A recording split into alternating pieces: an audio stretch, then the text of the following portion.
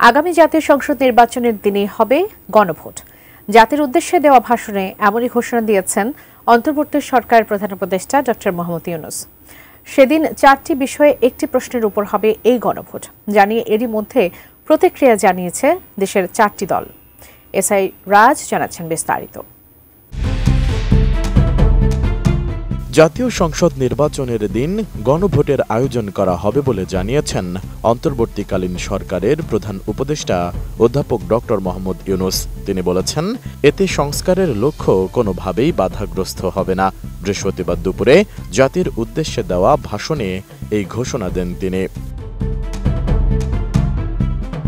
প্রধান উপদেষ্টা বলেন, সরকারের ওপর ন্যস্ত দায়িত্ব ছিল মূলত 3টি: হত্যাকাণ্ডের বিচার করা, একটি জবাবদিহিমূলক ও কার্যকর গণতান্ত্রিক ব্যবস্থায় উত্তরণের জন্য প্রয়োজনীয় সংস্কার এবং সুষ্ঠু নির্বাচনের মাধ্যমে নির্বাচিত সরকারের কাছে ক্ষমতা হস্তান্তর। নির্বাচনকালীন সময়ে তত্ত্বাবধায়ক সরকার, নির্বাচন কমিশন এবং অন্যান্য সাংবিধানিক প্রতিষ্ঠান জুলাই সনদে বর্ণিত প্রক্রিয়ার আলোকে গঠন করা হবে।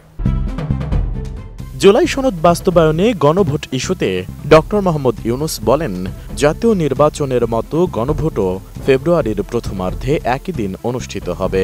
এতে নির্বাচন আরও উৎসবমুখর ও সাশ্রয়ী হবে। জাতির বৃহত্তর স্বার্থে রাজনৈতিক দলগুলো মেনে নেবে। একটি উৎসবমুখর জাতীয় নির্বাচনের দিকে জাতি এগিয়ে যাবে।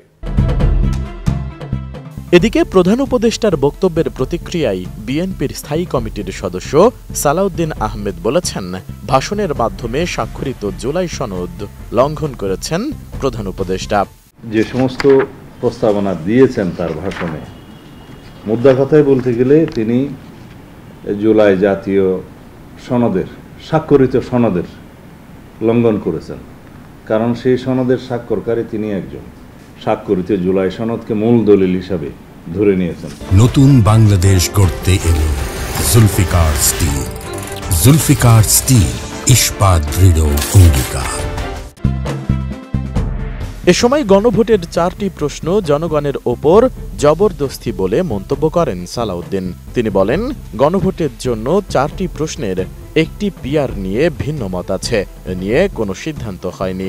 এটা পরিষ্কার সনদের লঙ্ঘন। সনদে যেগুলো এগ্রিড হয়েছে সেগুলো পুরোপুরি নাই, সেভাবে নাই। তো সুতরাং কিসের উপরে গণভোটের প্রশ্ন হচ্ছে, সেই বিষয়টা অবশ্যই বিতর্কিত। অন্যদিকে প্রধান উপদেষ্টার ভাষণে জনগণের আকাঙ্ক্ষা পূরণ হয়নি বলে মন্তব্য করেছেন বাংলাদেশ জামাতে ইসলামের সেক্রেটারি জেনারেল ও সাবেক সংসদ সদস্য অধ্যাপক মিয়া গোলাম পরোয়ার।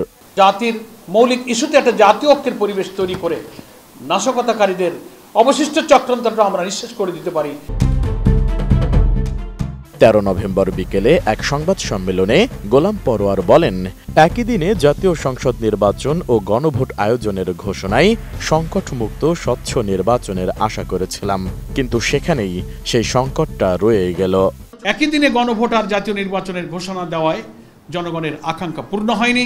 যে সংকটমুক্ত স্বচ্ছ নির্বাচনের আশা আমরা করেছিলাম, সে সংকটটাই কিন্তু রয়ে গেল জাতীয় নির্বাচন সুষ্ঠু সুন্দর হওয়ার প্রশ্নে। এছাড়া ডক্টর মোহাম্মদ ইউনূসের ভাষণের ব্যাপারে রিপোর্টটি লেখা পর্যন্ত আনুষ্ঠানিকভাবে কোনো প্রতিক্রিয়া জানাতে দেখা যায়নি তরুণদের 2 রাজনৈতিক দল, জাতীয় নাগরিক পার্টি ও গণ অধিকার পরিষদকে।